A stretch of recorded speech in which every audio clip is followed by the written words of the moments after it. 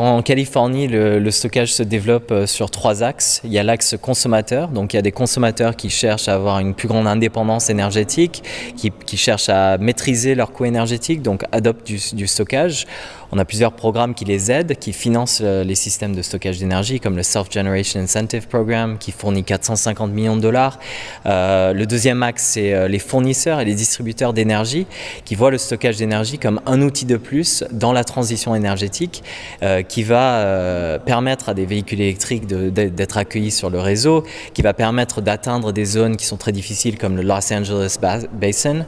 et qui permettent de fournir plus de flexibilité et incorporer les énergies renouvelables. Enfin, c'est devenu une politique, c'est devenu un outil dans la politique énergétique et dans la création du grid de 2050, où on voit un système où on peut évoluer vers 100% d'énergie renouvelable, et le stockage, bien évidemment, fait partie de cette solution-là. On a eu un temps pourri cette année, il y a eu beaucoup de pluie, beaucoup de neige. Le résultat, c'est qu'on a beaucoup d'énergie hydro qui descend, on a beaucoup de solaire, on a beaucoup de vent, et on a eu